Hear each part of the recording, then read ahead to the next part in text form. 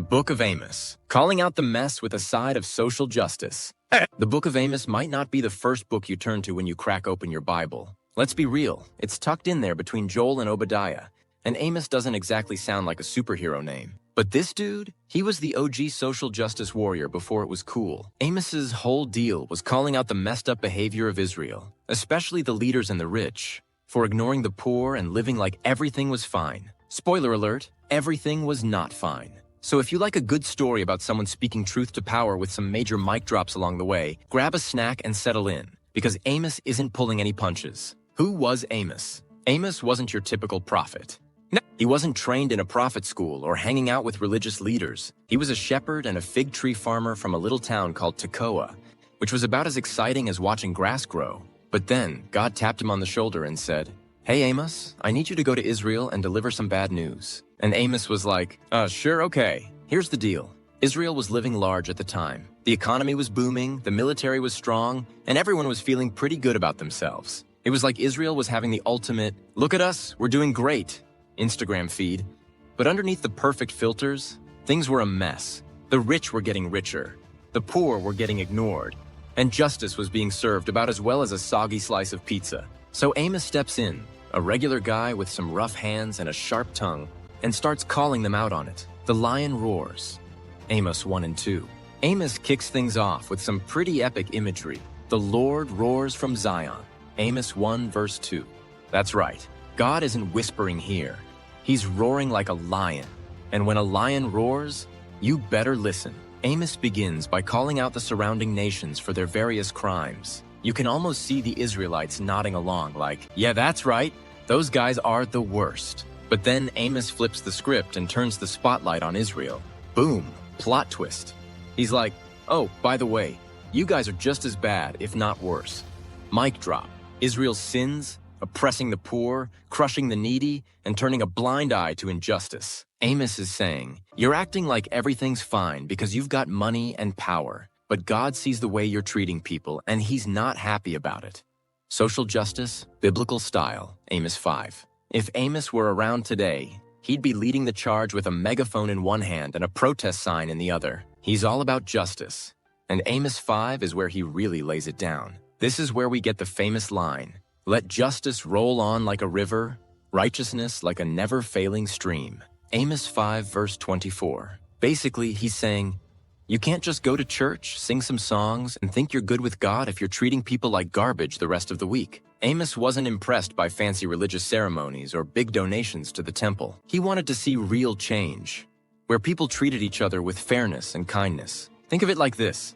It's easy to post a hash-blessed photo on Instagram after church, but if you're not living out your faith by caring for others, Amos is calling you out. He's not interested in empty words. He wants justice to flow like a raging river, sweeping away all the fake religious nonsense. Fat Cows of Bashan, Amos 4. Amos didn't hold back when it came to calling people out. He famously referred to the wealthy women of Samaria as the cows of Bashan. Amos 4 verse 1. Yikes.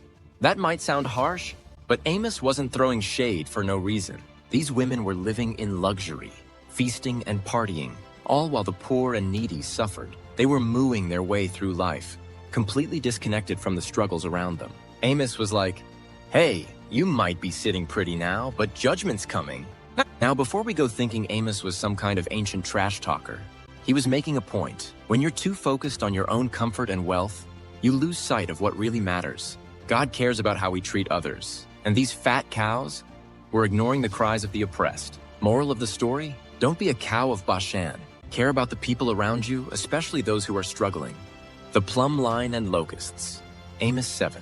Amos wasn't just about fiery speeches. He also had some pretty vivid visions. One of the most famous is the vision of the plumb line. Amos 7 verses 7 to 9. Now, if you're not up on your ancient building tools, a plumb line is basically a string with a weight on the end that builders use to make sure things are straight. God shows Amos a plumb line and says, I'm measuring Israel, and guess what? You guys are way off balance. In other words, Israel wasn't living up to God's standards. They were crooked, and just like a wall that's out of line will eventually collapse, Israel was headed for destruction if they didn't straighten up. Amos also saw visions of locusts and fire, both symbols of God's coming judgment. It wasn't looking good for Israel. The day of the Lord. Amos 5 verses 18 to 20. Here's where things get even more serious. Amos talks about the day of the Lord, which was supposed to be this epic moment when God would come and make everything right. The Israelites were looking forward to it, thinking it would be a day of victory and celebration. Amos is like, yeah, about that. It's not going to go the way you think. He compares it to running from a lion only to bump into a bear, and then finally getting home and resting your hand on the wall, only to get bitten by a snake. Basically, no escape. Amos warns that the day of the Lord is actually going to be a day of darkness and judgment for Israel, because they've ignored justice and righteousness. Ouch! It's a wake-up call to get their act together before it's too late. Amos and the basket of summer fruit. Amos 8. In one of the final visions, God shows Amos a basket of ripe fruit. Seems harmless, right? Wrong. The fruit was a symbol that Israel's time was up. The fruit was ripe, and so was God's judgment. Basically, the clock was ticking, and Israel's window of opportunity to turn things around was closing fast. Amos delivers this message with a heavy heart. He doesn't want to see destruction, but he knows it's coming unless the people change their ways. And here's the kicker. Even after all these warnings, many of the Israelites just keep on doing their thing, ignoring Amos like he's just some guy yelling on the street corner. Spoiler alert, ignoring Amos didn't work out well for them. The promise of restoration. Amos 9 verse 11 to 15. Now, before we end on a total downer, Amos wraps up his message with a glimmer of hope. Yes, judgment is coming, but that's not the end of the story. God promises to restore Israel one day. He talks about rebuilding the fallen house of David, bringing back the exiles, and making the land fruitful again. It's like after the storm, there's a rainbow. Cue the inspirational music. God's message through Amos is that while he takes sin seriously, he's also full of mercy and grace. Even when we mess up, and let's be honest, we all do, God doesn't leave us without hope. He's always ready to rebuild and restore when we turn back to him. So while Amos' message is heavy on the judgment, it ends with a reminder that God's ultimate plan is to redeem his people.